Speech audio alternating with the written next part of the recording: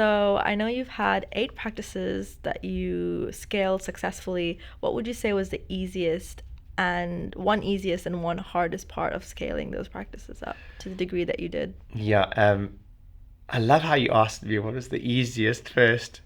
Um, there is, I don't know if you know, most people listen to this, I don't know this, but there's only 1% businesses on the planet will ever reach above 5 million, okay, in revenue, which we did. So by virtue of like it's only 1% of businesses will ever do that. Um, there's not much about it that was easy, but I would say this actually. The easiest part came directly after. Your question is great actually, because when you what was the easiest part came after there was no room to turn back. So let's say we once we signed the lease, once we signed the lease, once we signed the lease, there was no choice. There was no chance for us to still deliberate whether this was a good or bad decision. We were doing it. That was the easiest part. Once the sign was leased, once the lease was signed, everything up to that was really hard. Should we do it? Risk profiling. Do we have the capital to do it? How long is it going to take? We have to find the staff. We have to refurb the place. We have to do the whole thing. Like, even thinking about all of that, there's no ways any sane human being will do it multiple if they think. And it's good to think, obviously, plan through all the processes. But the best part was when we had signed the lease and we kind of went. Richard Branson, I don't know if I can say this on the podcast, but Richard Branson had a book that titled "Screw It, Just Do It," and it was kind of like once we signed the lease, it was like screw it, let's just do it, and then that was fun. That was like, okay, cool. Now we have no choice. It's like, go for it. So that was the easiest part. Is once it was signed, there was no turning back. But everything up until that was hard.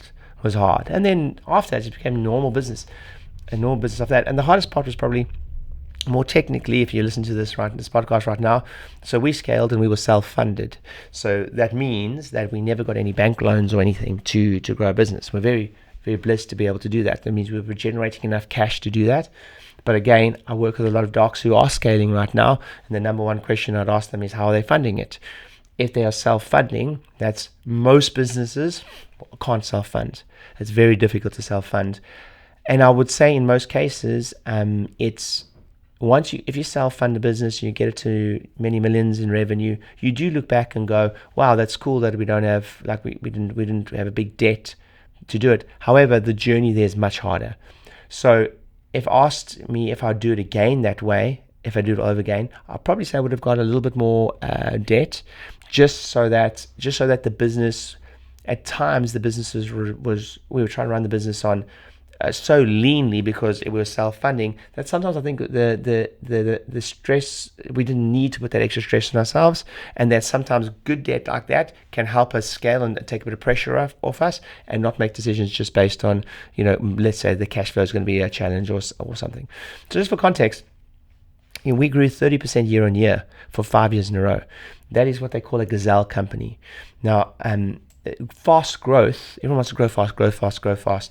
But if I have a business owner that I work with that's growing more than 30%, I would normally say that looks in many cases like growth can kill too, because to keep up with the growth you have to hire fast, you have many challenges that go with that, you break things faster, you have your mess ups are just bigger mess ups when you're doing it fast. So we grew so fast, 30% year on year every single year. We added £1 million a year every single year for 3 or 4 years, 30% growth every single year. So the hardest part was self-funding with fast growth, when actually in many times we could have enjoyed the ride a little bit more, and probably just leaned into it a little bit more, just enjoyed the ride a little bit more. So I hope that answers your questions. Well, by far the funnest was once we signed the lease, and by far the hardest was self-funding the whole process ourselves. Yeah. What's a recurring theme or piece of advice that you provide your platinum groups year on, again and again, but they just return and they don't implement it, but you know that if they do that one thing, it would change their practice? It's a great question.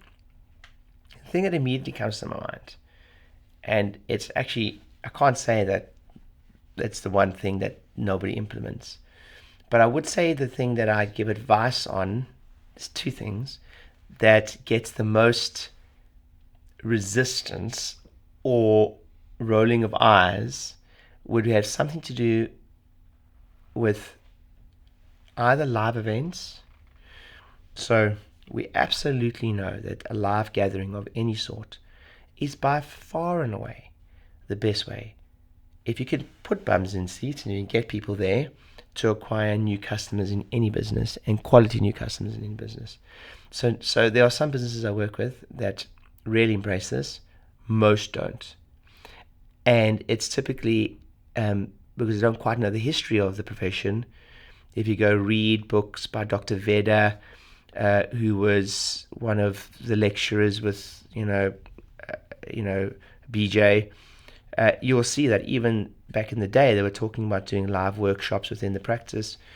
That's one that I know it'll absolutely 100% grow the practice. If everyone got every single new patient, or every single patient wants to become a new patient, into an orientation class that was well structured, that pre-framed healing takes time, that dealt with objections prior to the selling environment or after the selling environment, that reaffirmed that the decision was the right decision, let's say after reported findings, okay, and re-manage expectations again. Every single person, if they did it religiously, would have more referrals from that, because guests would come, and their PVA and retention would go through the roof. Yet, it's the one thing that's probably at the moment, maybe with the younger chiropractors, getting the most resistance, because I don't know, maybe it's with the back of falling out of habits, COVID, and people didn't go to live gatherings or whatever it is. But that's one thing. And the other thing, which is so interesting for me, is print media. Again, maybe the younger my audience is getting, that's the one that gives the biggest like people can't believe it. Now, I'll tell you some statistics, and we're working with hundreds of chiropractors all across the world right now. But for example, one of my chiropractors I work with, his most lucrative source of patient he works with is a patient that suffers with neuropathy. For that particular niche, he gets almost zero results from online marketing. Okay. Now, every agency out there, and we're an agency too, every agency is out there saying we can get you results in neuropathy. But for the same customer, if we do postcards, old school, if we do newspaper ads, he'll get 50 to 60 people from postcards in a workshop that is old school, ugly looking postcard. And the only call to action is phone this number. There's no QR code, there's no email, there's nothing sexy on it. But he gets 50 to 60 people registering for his workshops for that. But if we do the same advert on another form of medium, like Instagram or Facebook, we can't fill a room. And then every chiropractor listening to us right now is going to go, wow, really? Postcards?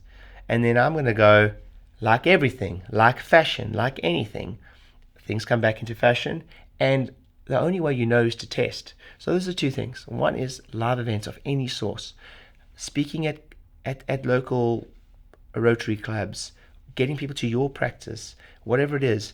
If you can get in front of people and you can deliver a compelling message with passion and a good call to action at the end of it, your life will change.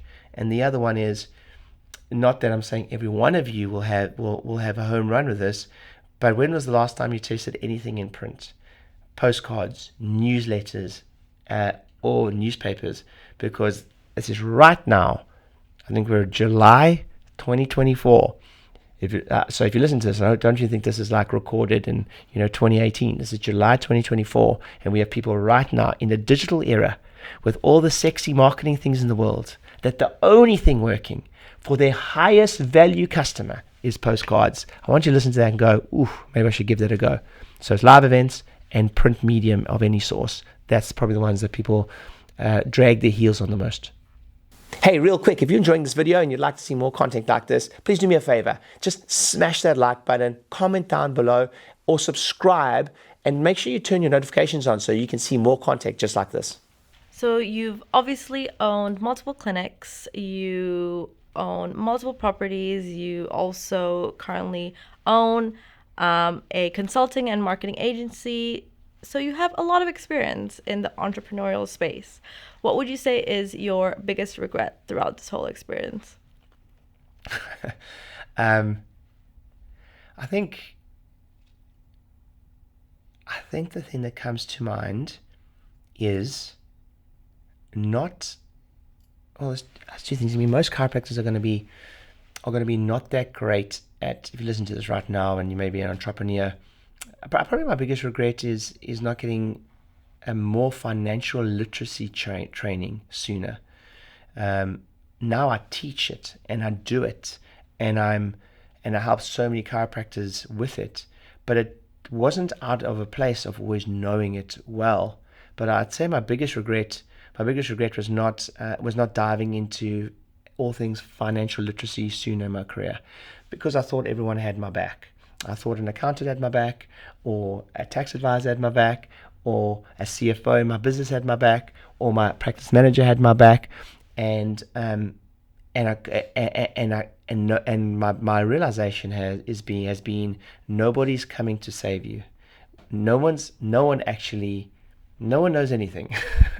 And I think I was in a room once, and this was a big eye opener for me. There was an accountant in the room. So most chiropractors are like, yeah, I've got an accountant. He does my books for me. There was an accountant in the room, and there was a guy in the room who's got no accounting degree, and he consults to business owners to get their finances in order. And what really struck me was when he said that he consults mostly to accountants to get their finances in order. And I remember sitting in the room going, what? Hang on a second. He's like, and he's got no formal accounting degree, but he will advise to accountants to get their own finances in order. And it was at a moment I really realized that, oh shit, no one is coming to save me. If the accountants that you think have got your back need someone else to have their back, we're in trouble. So that doesn't mean you don't trust your accountant. That doesn't mean you don't trust your CFO. That doesn't mean you don't trust your CPA. But for example, to get a business advisor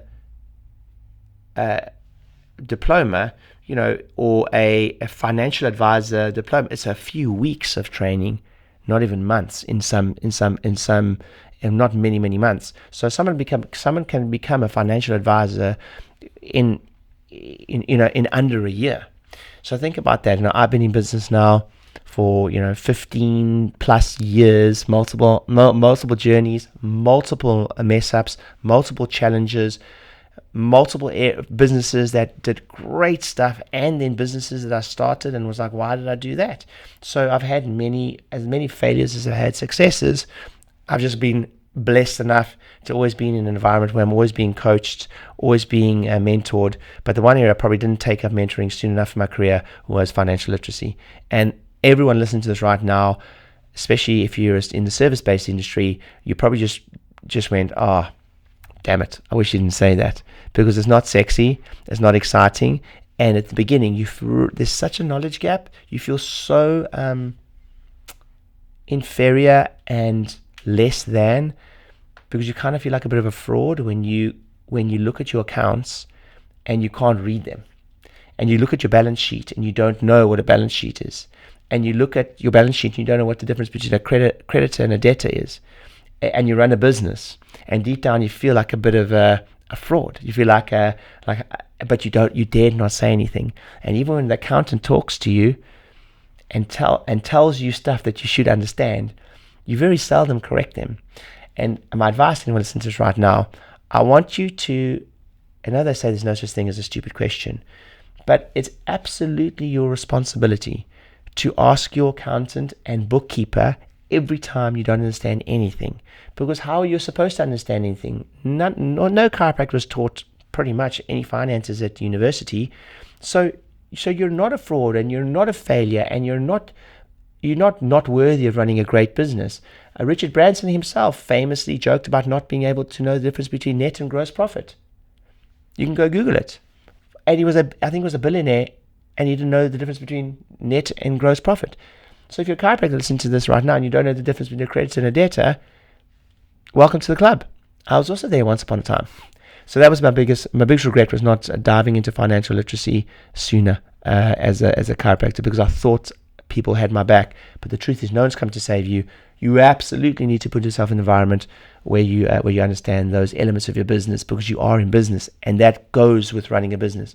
If you don't have a clean profit and loss by the 10th of every single month, I promise you right now that there is a shitstorm waiting for you at some point in your career. That's the first thing I'd sort out. And some business owners go their whole lives not running clean accounts, not having a shitstorm. They are the exception, not the rule. They are lucky. I don't want you to go through your business career being lucky. I want you to have a certainty that you're not going to have a disaster. So yeah, that's how I answer that question.